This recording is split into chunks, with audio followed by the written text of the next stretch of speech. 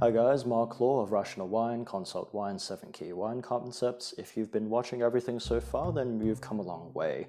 You've become more aware of a lot more things about wine. You know about how a wine is made, where a wine is made, the taste and structure of wines, what grape varieties might go into wines, and wine vintages, when wines are made. In this video, I'm going to try something a little bit different. I'm going to demonstrate how you might be able to use this information in the context of if you're in a bottle shop or in a restaurant going through a wine list. Let's get into it.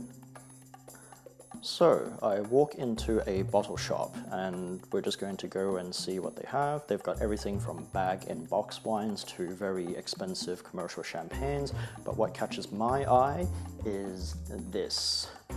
I don't know the brand, but there are a lot of pieces of information on the bottle that I'm focused on. I'm going to go through each of these one by one.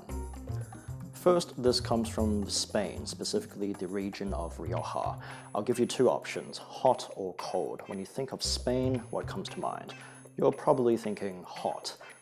Even if you haven't traveled to Spain or you don't know the specific climate, but maybe from television or pop culture, you've developed an awareness that Spain is generally a warm place. Of course, there are exceptions, but so far so good. To get more specific with Rioja, it will be useful if you have studied a map of Spain. And since I have, I can tell you that it's actually quite centered in the country. It's far away from both the Atlantic Ocean and the Mediterranean Sea. From this, you can tell it's a continental climate. And continental climate means it's going to be quite hot during the day and it cools down quite extremely during the night, but still relatively warm. So warm and continental, I'm expecting any wines from this region to be more concentrated, fuller bodied and ripe. Now, it doesn't say on the front label, but the back label is actually quite helpful. It tells me the grape varieties this wine is made from. It says here Tempranillo and two more varieties I haven't mentioned before, Graciano and Mazuelo. These are two local grape varieties that are grown in this region, and you probably won't find them much else anywhere in the world. It doesn't give me the proportions here, but I did some research online later on. It seems to be about 85% Tempranillo with 10% Graciano and 5% Mazuelo. So from what we know about Tempranillo, we can expect this to be much more red fruit focused, maybe a bit of overlap into the black category, and in terms of the nature, it's going to come across a bit sweet and sour. At least this is what we can expect. But what really caught my attention with this wine is the term Gran Reserva.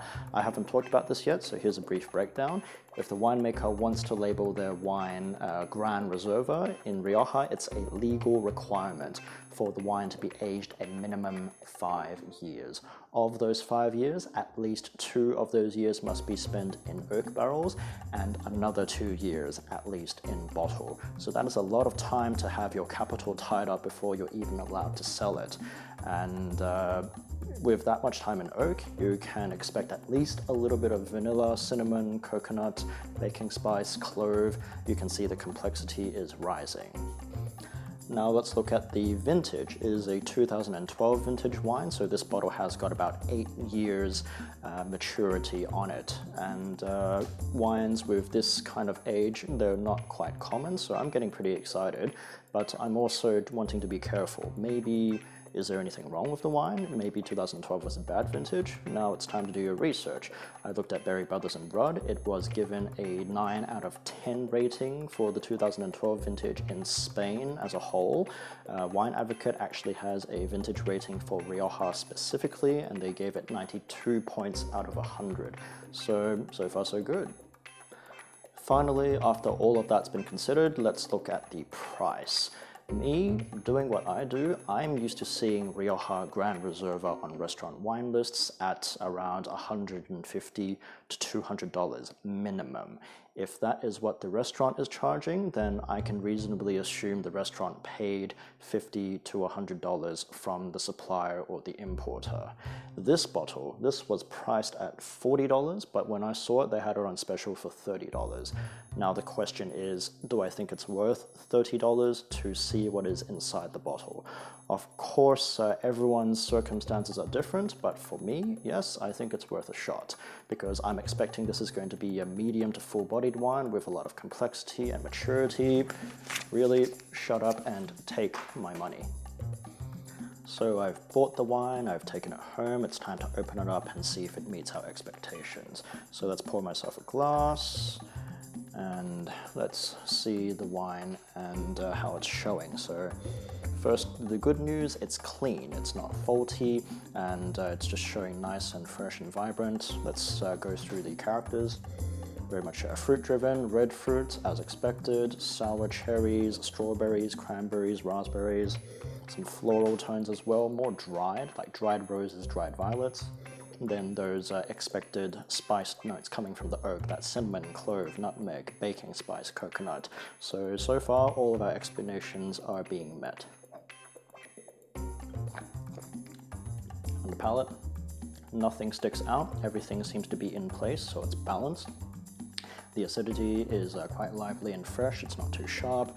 There is tannin there, but with 8 years you can expect it to be softening and becoming a bit more smooth. It actually feels like melted chocolate on my mouth, it's beautiful. Again with the flavors, that sweet and sour combination of cranberries, raspberries, strawberries, sour cherries. Confirming those floral tones, once again, that dried violet and rose, and those oak spices, cinnamon, clove, nutmeg, coconut, baking spice, all there. So far, all of our expectations are being met. How's the length? The flavors are really sitting there, it's lasting a long time, and I'm enjoying it very much. It's intense, so I'm not having to work very hard to get those flavors to enjoy them. And given the explanation, the range of fruit and floral and oak characters, I think it's safe to say that it is pretty complex wine. So balance, length, intensity, complexity, I think it's reasonable to say that this is an outstanding wine.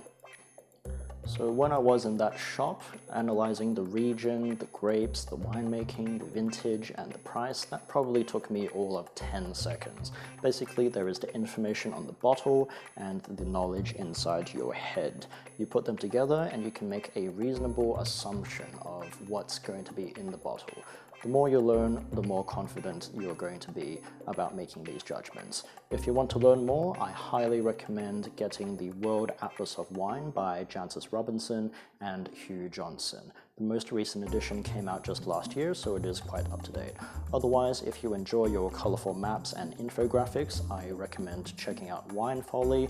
That is probably the most popular and easily digestible source of wine information. I'll leave some links in the description below. They have not paid me to recommend them. These are just sources that I found very useful for me in my studies. So please check them out and give them some support.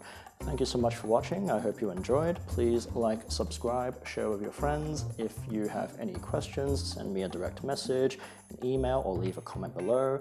In the meantime, I am going to take my time and enjoy this, and I'm probably going to be enjoying it with this later tonight. See you soon.